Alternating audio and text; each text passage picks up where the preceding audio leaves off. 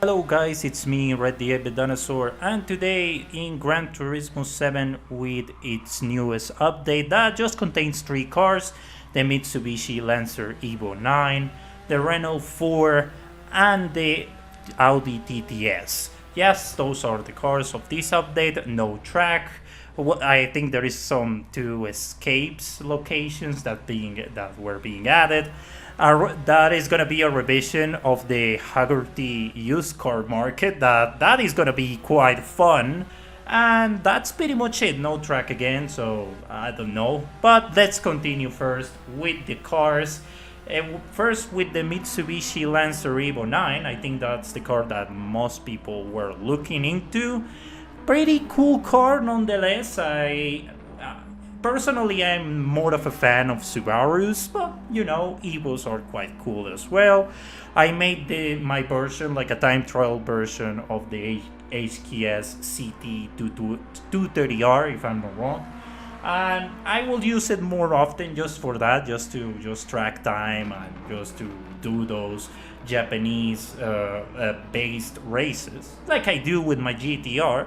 I think those cars are quite cool to drive, especially if you focus them on handling and just to be quite quick and all that. I usually tend to do those on back in the day in GT6, GT5, and even GT4. So it's something that is me, but you can just turn it into also a rally car or something like a street variant just to take pictures at, or something to show off on online lobbies. It's up to you. But yeah, it's nice to have the Evo 9. I think we have pretty much a good chunk of lineup of the Mitsubishi Lancer Evo family, to call it that way. Let's move on with the Audi TTS. I think it's the most forgettable car. We have already the newest TT. Well, newest is a long time ago, but yeah, like this TTS is fine. You can turn it into again like a touring car variant. But that's pretty much it. I don't have too much to talk about this car. Personally, not a big fan of Audi TTs, but it is right there. And finally is the Renault 4. For me, it's the most interesting car of all the pack. It's a nice little car that is a good platform to turn it into whatever you want. I am always a big fan of these little economic cars. Can be old, can be new. But in this case, it's a special one. The Renault 4, it was an icon, is an icon of my country, Colombia. It's the most sold car in Colombia. I don't think there is any other car that can surpass the sale numbers of the Renault 4. Is pretty much a pop icon culture car in my country as well. And even my parents had one Renault 4 that was orange, or that my mom told me about that, and I actually asked her for if she had pictures and all that, just to make a special video that I'm probably gonna do in very soon. But it's an interesting car that you can just turn it into a rally car if you want to, because it has history in the Rally Dakar or in domestic rallies around Europe.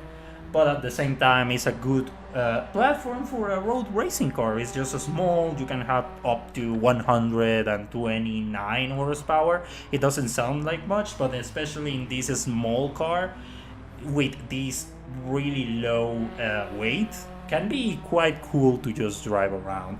Front wheel drive, you don't have swaps. That is a bit of a shame. I would like to have this car with a K20 or like a VTEC engine. Like a 4-banger will be cool, just to give it a bit more of punch, to just give it like again 300 horses, just to make it more fun and more spicy. But what we got is what we get. Maybe in a future update there is gonna be a swap for this car. Well, they did it to the Jimny for this update, so pretty sure the Renault 4 will receive an engine swap in the future. But that's pretty much it for this update. Not too much to talk about. Again, there is like a two new escapes locations. That's it. And there is the new menu for that you need to collect 3 Lamborghinis I think it's the Miura, the Aventador, and the Countach. I don't know why the Diablo is not there, but you know, it is what it is again. So that's pretty much it. Nothing else to say. Again, why there is no track. It kind of makes the game a bit boring and it stills the basically this really interesting game a bit. I think it's time to just add a track polyphony. I think it's time to just do it and just make the game a bit more interesting. I don't know what is gonna be about the car prices revision of the Haggerty car market. I'm quite scared about it because it could be raising the prices up a lot, especially because these car markets tend to just basically the prices value more and more over time, especially of these collector cars. So I'm quite scared about that.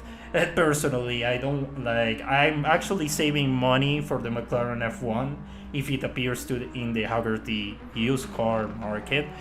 And nowadays, I'm like probably gonna have to actually pay 25 million or 30 million dollars for that car. I don't know. I'm scared. I'm just gonna say that. But that's pretty much it. Thank you guys, and yeah, let me know in the comment section what do you think about this new Gran Turismo 7 update. If you like it, if you not, what car is the most interesting to you? And yeah, all Gran Turismo 7 things you can discuss it in the comment section.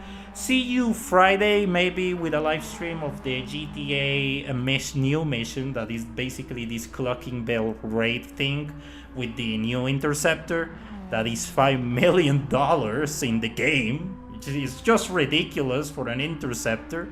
I will say my thoughts about it maybe on the stream, but that's pretty much it for today, guys. Thank you very much, and yeah, see you on the next one. Goodbye.